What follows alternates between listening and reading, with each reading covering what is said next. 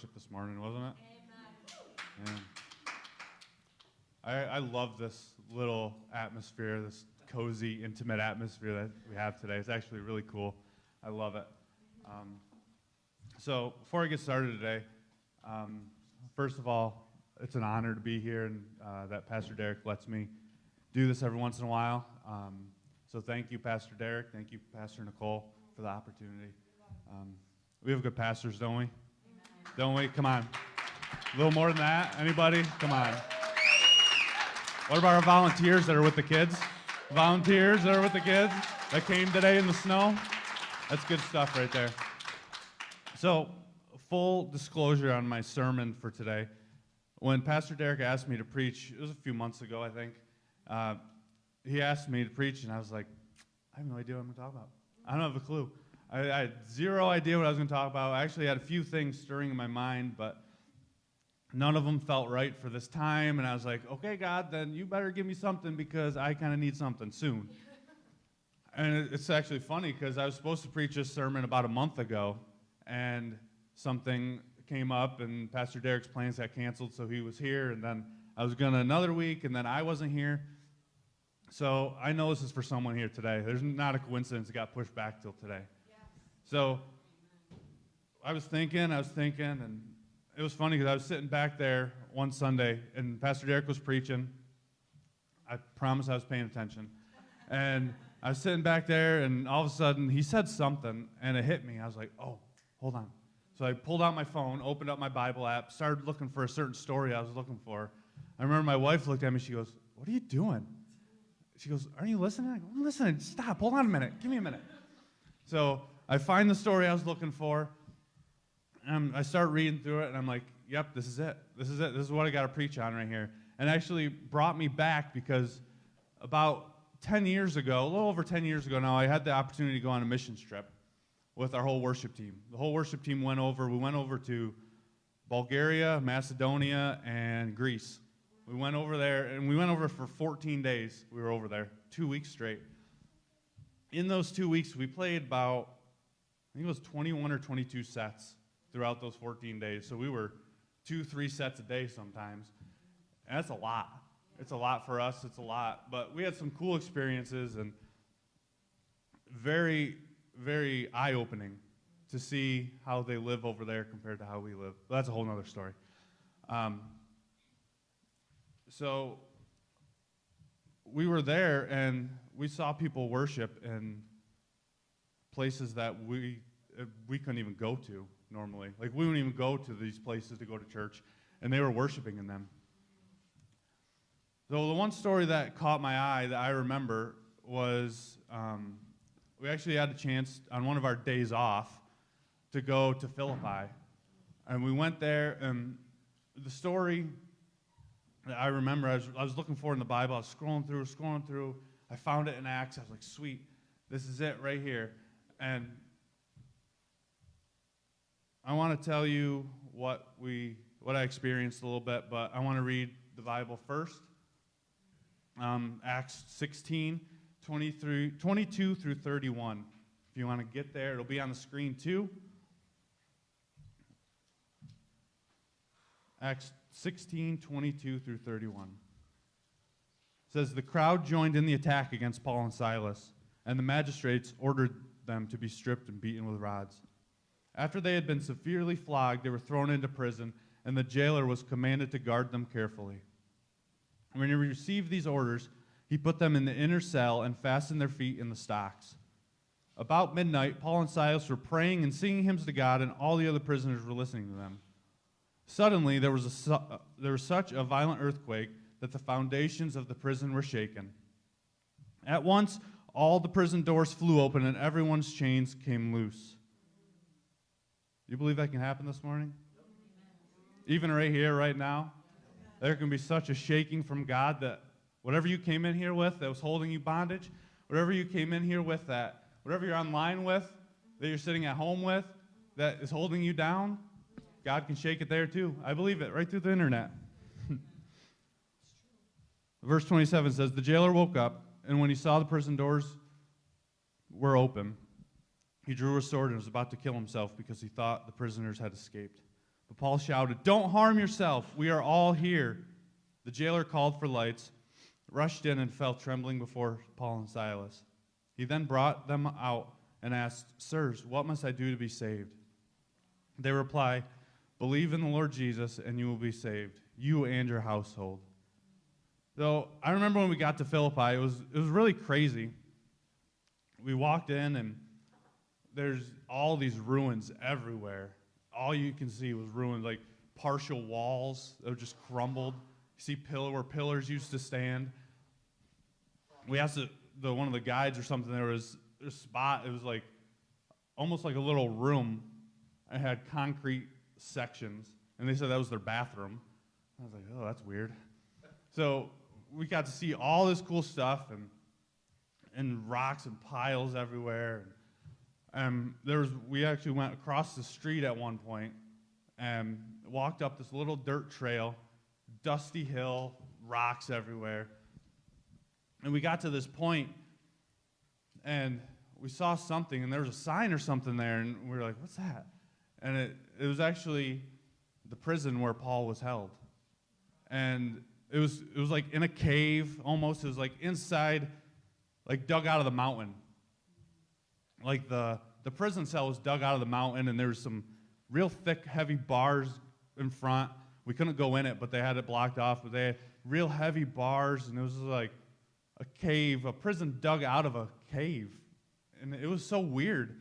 And I was like, they were praying and praising in those conditions. They were literally inside of a mountain and in jail, and they were still praising. So when I was there, it was just the craziest thing to know Paul himself was walking where I was walking. It was just like a surreal moment. I remember Pastor Warren was there with us, and I saw him. He was sitting down on one of the ruins, on one of the walls. He was just sitting there. He has eyes closed. And he told us after, in the bus on the way back, what he had saw. He said he had saw that he saw what the city looked like when it was there. He saw people walking around. He saw what it was back then. And he just started crying because he said it was so powerful that he was there right where we walked through, where the Apostle Paul walked through. So as I was reading this over and over, the story, I was like, okay, God, how do you want me to take this? There's so many ways you can take this and go with it. And he gave me one word to use today that he kind of based this whole sermon off of. He gave me the word perspective. Perspective. So I need your guys' help with this part. You guys are going to find a neighbor, someone in front of you, behind you, next to you, grab their shoulders and look them in the face, okay? Look them in the face, and you're going to tell them my sermon title, okay? Look at them real intently. Ready? Look at them real intently. Tell them, I need you to learn how to, here it is, manage your perspective. Manage your perspective. Now find someone else in case that first person wasn't looking, paying attention. Maybe they didn't get it. Tell someone else, ready? I need you to learn how to manage your perspective. That's my title today, Manage Your Perspective. Manage your perspective. So God gave me a few things I will go through quick so we can get home and get through all this nasty snow. The first perspective God showed me is the perspective of fear. You see, if you let fear be your perspective, you won't want to continue. You'll want to give up when God is trying to get you to get up. God doesn't want you to give up. God doesn't want you to give up. You know, the jailer, when he woke up, had to be the most terrifying moment in his life. He was sleeping, and his one thing was to lock them up and guard them carefully. That was his one job. His only job, they told him, was lock them up and guard them carefully. And he obviously failed. He thought he failed. I'll put it that way. He thought he failed. And, you know, sometimes, let's say this real quick for the jailer, sometimes you'll miss your miracle. because you're sleeping, but it'll still change your life. That thing that the jailer didn't, the thing that he missed because he was sleeping was actually the thing that was going to change the course of his life and his family's life. He didn't even know it yet. So he had to be terrified going into this, and he had to be just, I mean, you have to be scared if he was going to kill himself because he knew he was going to die anyways from the people that put him in charge of those people, of Paul and Silas. So he was terrified, didn't know what he was going to do, and he wanted to give up. He wanted to give up. Isn't that like so much of us? When we mess up, when we fail, when we don't get everything right, we just want to give up and drop it. Now, I know for me, I'm an all or nothing type of guy. Anyone else like that? All or nothing?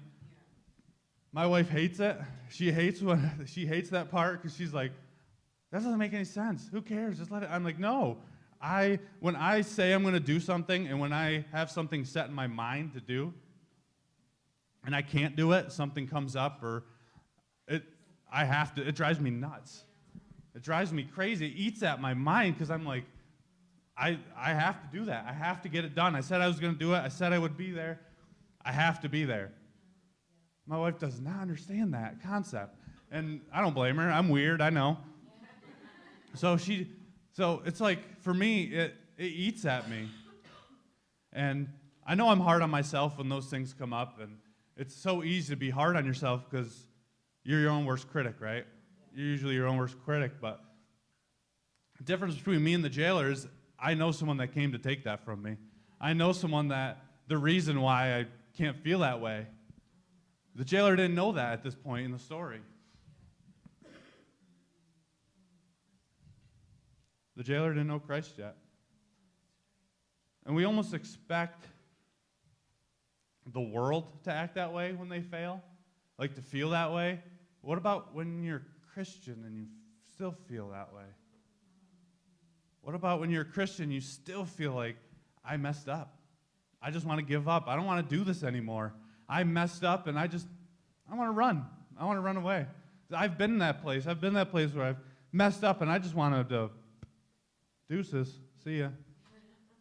Nice knowing you. I'll see you on the other side sometime.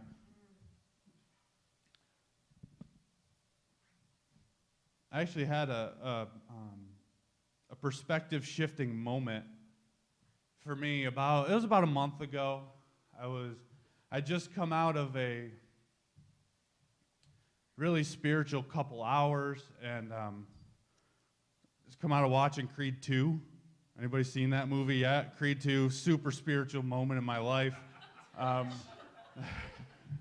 Anyone seen that movie? Fantastic movie if you haven't seen it yet. So I'm sitting there and I'm like all pumped up. I talked to Mike, he was with me at the movie, and I go, dude, I got to get the 9 round. I got to hit something. I got to hit that speed bag. I saw Michael B. Jordan doing it. He's popping it, right? So I'm all pumped up. I'm like, dude, we got to get back. We got to get the 9 round bad. I got to hit a punching bag. I'm gonna kill it this time. I'm gonna kill it. I'm like, oh yeah. So we get back, go to 9 round. 10 minutes into the 30-minute workout, I realize I'm not Michael B. Jordan. I am not built like him. I am not him. He made it look so easy. I know it's just a movie, but I was not him at that moment. I could not get that speed bag going as fast as he did. I'm like, ask Keish. So I realized at that moment, and I was like, that's not me. Okay, I failed. I really felt that. I felt like I was like, very, very mild level, but I was like, you know what? I'm going to give up. I don't need to do this anymore. I suck. I can't do that. Man. And I had it all pumped up in my mind. I was like, I'm going to do this, and I'm going to just kill it. But when I couldn't, it was very, very, it sounds so stupid, but it was a very small thing that ate at me even. Because I wanted to quit. I was like, listen, I never stand a chance against that, so whatever. So But that's the jailer at the point in his story. He didn't know God yet, and he didn't yet. Yeah, he didn't know God, because eventually he does. But he saw that moment, too, where he messed up and he wanted to give up. He wanted to give up in his life. He wanted to give up and walk away, leave his family and his kids. As Christians, I think, too, we a lot of times underestimate the power that we have. We underestimate the power that we have to just, and who is in us, really. More, it's who's in us to get over that, and who has covered us in his grace to get us through what we're going through. Because if we mess up, it's not over. It's not over. We'll never get it right all the time. We're never gonna. That's just life. We're human. We're never gonna get it right every time. And when you don't, that doubt wants to creep in. The doubt creeps in here. Not when you can't hit the punching bag at 9 round. It's when the other things come up. The doubt creeps in. And the doubt turns to fear. And that's right where the enemy wants you, doesn't it? When your doubt turns to fear. He wants you in that fearful place. So it's crazy that the same event that triggered fear in the jailer triggered faith in Paul and Silas. The same thing. Same thing's happening. The same jail is coming, everyone's coming out, but the same thing that triggered fear in the jailer and his perspective, where he was at that point, triggered faith in Paul and Silas. So the second perspective is perspective of faith. Perspective of faith. You see, at this point, Paul and Silas had already learned how to manage the perspective. They've learned, and it's something you have to learn. It's not something you're just born with, and it's something you have to walk through. You have to go through a little bit of life to figure this out. You have to actually mess up a couple times, but they already had that. They had that perspective already because of stuff that they've been through. It's funny because you see that, if you know, when Paul got saved, he was blinded for 3 days, and he couldn't see. 3 days, literally. But sometimes it's when you can't physically see that God opens your spiritual eyes. And he gives you vision. And when you lose your sight, when he lost his sight, he gained vision. Sight is what you see with your eyes open. Vision is what you see with your eyes closed. So Paul gained his vision for what he was supposed to do when he couldn't see with his eyes, when he lost his sight. He gained his vision when he lost his sight.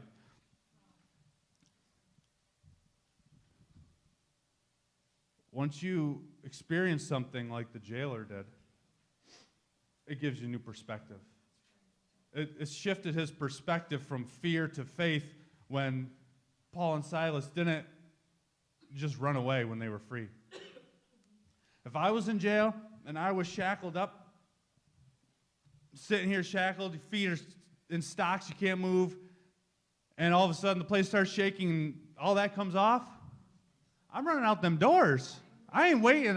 Jailer's sleeping, sweet. Even better. I ain't got to fight him to get out. So, but they stayed because they had the vision. They had the vision already of what God told them to accomplish in Europe. They had the vision of what God wanted to do through them, of what he had already placed in their heart and their minds and their life to do. He had the vision. The question then becomes, how do we get there? How do we get that kind of faith? How do we as Christians get that kind of faith?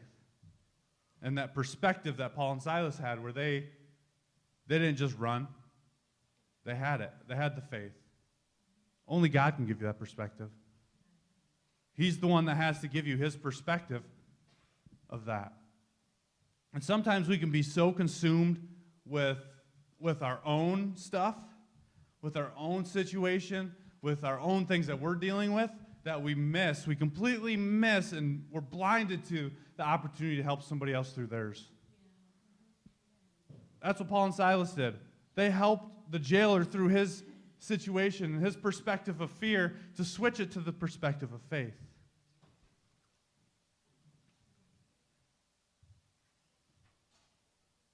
one more perspective today that I want to talk to you about. Perspective of the future. Perspective of the future. So at this point, the jailer and Paul and Silas both could see the perspective of the future. They could both see what was happening here. For Paul and Silas, this was their first trip into Europe. This was the first time the gospel had gotten into Europe. So the jailer had just gotten saved. He was the first one to get, many scholars say it was him and his family that were the first ones to get saved in Europe, and this started the church at Philippi. Yeah. So they were there, and they were, okay, I see the vision. I know where it's going. I can see it starting to take place. I can see it start to unfold. And the jailer was like, okay, my perspective is switched. I'm saved now. First thing I want to do is go home to my family and kids, tell them. So he did. He brought them home to his family and kids, and they were saved too. So his perspective had then changed right at that moment. Because the jailer he was starting something for his family. He was starting a legacy at that moment for his children that his kids would grow up in. His wife got saved. His kids would get saved, and his kids' kids, and his kids' kids' kids. It's funny because when you look back on this story, the best thing that ever happened to the jailer was the prisoners getting free. Which sounds kind of so twisted, really, when you think about it, because you're the prison guard. You don't want the jailers to get free. But the best thing that ever happened to him in his life was the prisoners getting free. Because if they wouldn't have got free, he would have never met Paul and Silas and got saved. He would have never got saved, then he would have never been the first members of the church of Philippi. And if he wouldn't have done that, then his kids wouldn't have been saved. And all this, the story just goes on and on. But it all happened because of the situation he would have avoided if he could have. No one wants that to happen. No one wants the divorce to come through. No one wants to lose your child in a custody battle. But the very thing that he would have chose to skip is the thing that God was using. You know, so when Pastor Derek had asked me to preach, it was about a week after President Bush had died. And I found a letter that he had wrote to President Clinton when he was taking office after the election. It was really cool because when you see the perspective of the future, you're looking ahead. You're not worried about your part of it. You're worried about what's coming next. So I want to read you the letter that he wrote to him.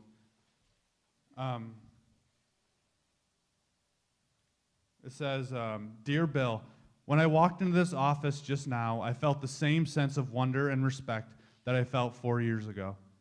I know you will feel this too. I wish you great happiness here. I never felt the loneliness that some presidents have described. There will be very tough times, made even more difficult by criticism you may not think is fair. I'm not very good one to give advice, but you just don't let the critics discourage you or push you off course. You see, his perspective of the future has come from what he had already experienced. Your perspective is relative to what you've experienced already. If you haven't experienced it, your perspective can't be shifted that way. So President Bush was actually setting up President Clinton and saying, listen, I know what it's like. I've been there. Here's some help. Here's some help. He wasn't so consumed with himself that he wasn't going to help the next person in line. He looked past the moment and had a perspective of the future because he knew he had a chance to shift the perspective of the next president before it even started. When you start to see what God sees, you start to see people different. You start to see situations different.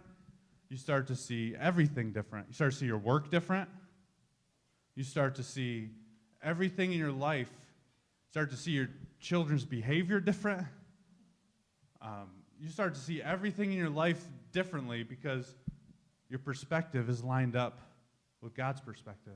You have to get his perspective in this to be able to see where he wants you to go and what he wants for you. You know, perspective is such a necessity. It's such a key thing. Even in the story, at first I didn't even recognize the perspective differences in this story. But really, you know, God was walking me through and showing me, like,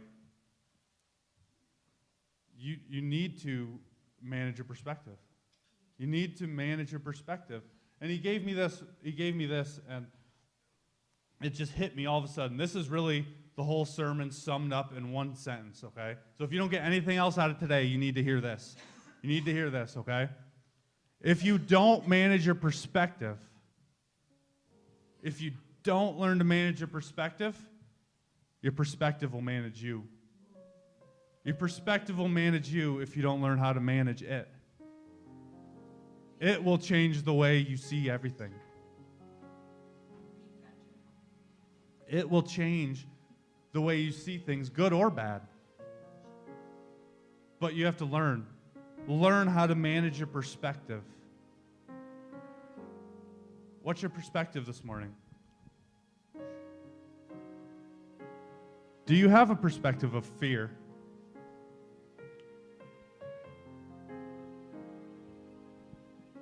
Do you have a perspective of faith? Do you have a perspective of the future?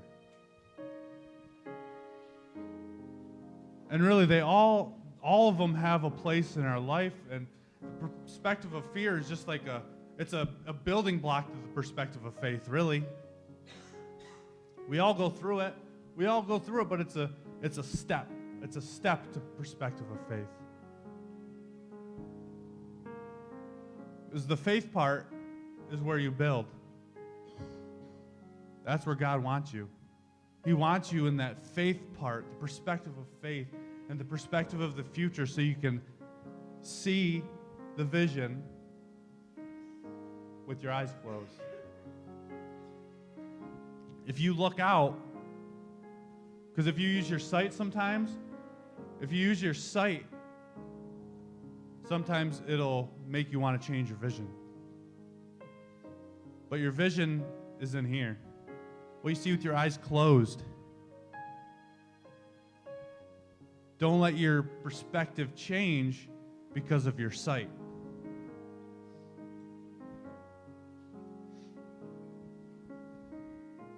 If you'll stand with me this morning.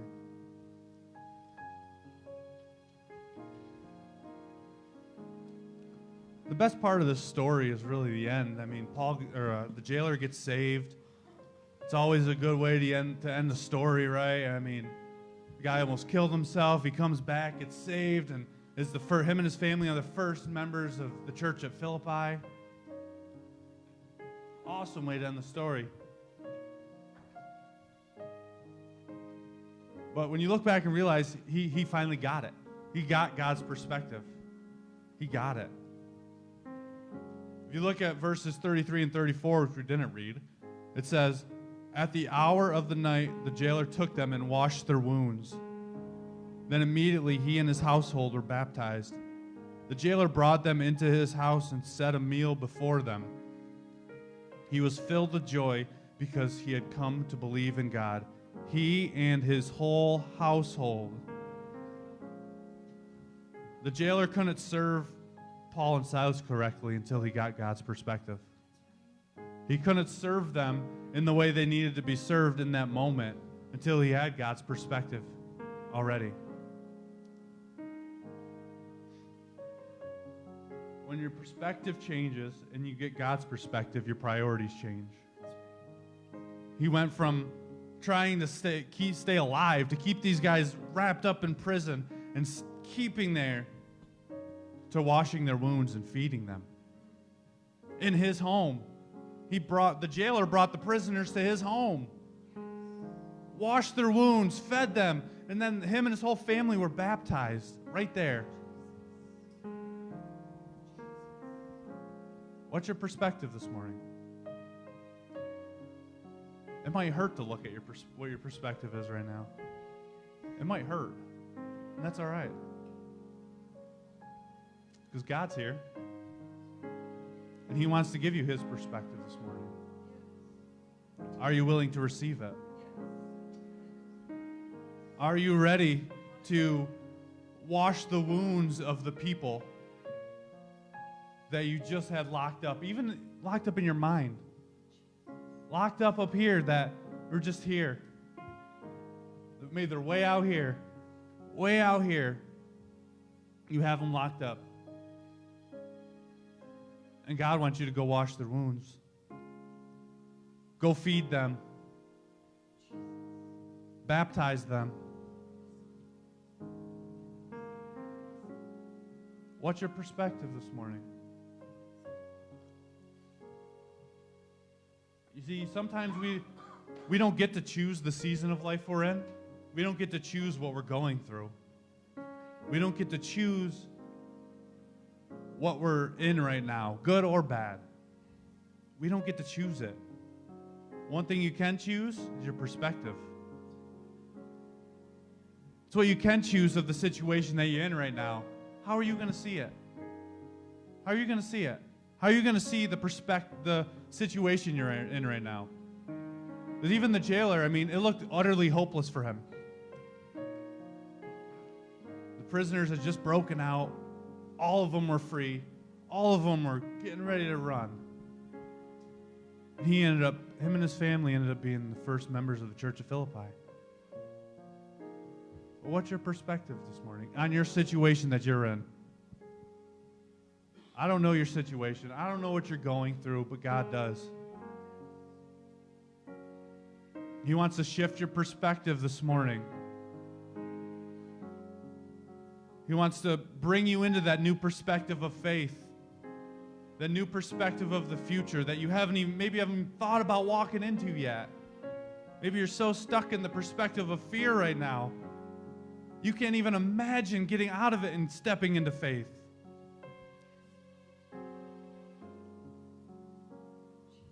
God's here for you this morning. That's why we're here.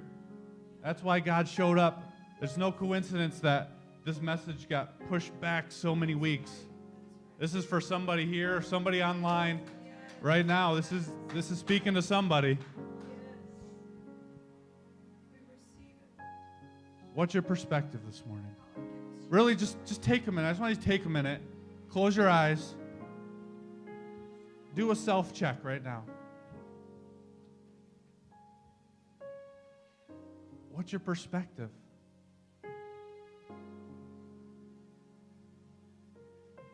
Are you using your sight to see or your vision to see?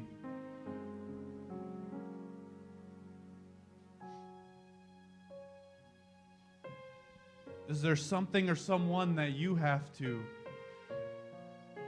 wash their wounds? Is there someone in your life that you have to take to your house and feed them?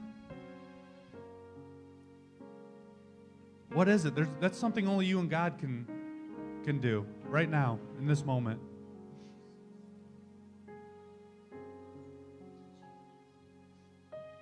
Search your heart. Search yourself this morning. What's your perspective?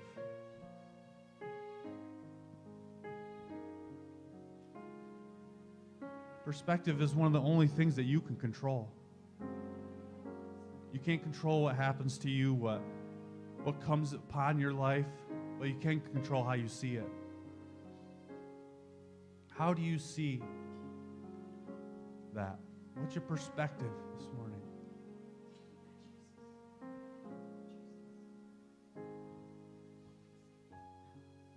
If you feel comfortable, you lift your hands this morning and surrender, a sign of surrender to God.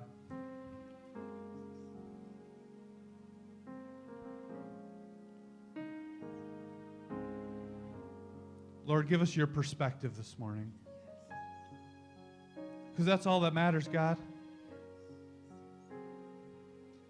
Lord, we need your perspective in every situation of our lives. Everything we're going through, everything you have us in right now, God, we need you to show us your perspective. Lord, for those people that have that perspective of fear right now, God, I pray that you just take that from them right at this moment and you switch that right now. Switch the perspective from fear to faith, God. Only you can do that. Lord, show them how to do that. Show them the thing that they need to do to have that perspective shift in their life.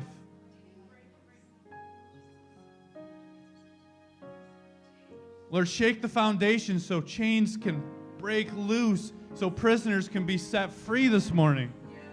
Lord, shake the foundations of this place. Shake the foundations of everyone watching online. Shake the foundations. So whatever is holding them back, whatever is holding them bondage, is set free. Lord, give us your perspective. Perspective is so powerful, God. Just move us to see your perspective and your perspective alone. Get us out of the way.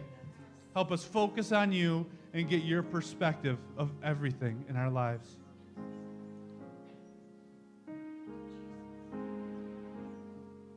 If you need prayer this morning, we're going to have our team come up and get ready.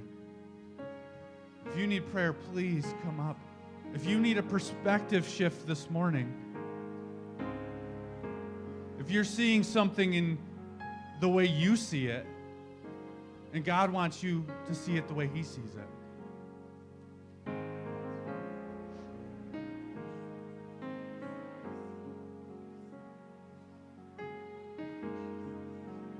Lord, give us your perspective this morning. Give us your perspective this morning. Work on every heart in this place today, God. Change perspectives to see things the way that you see them.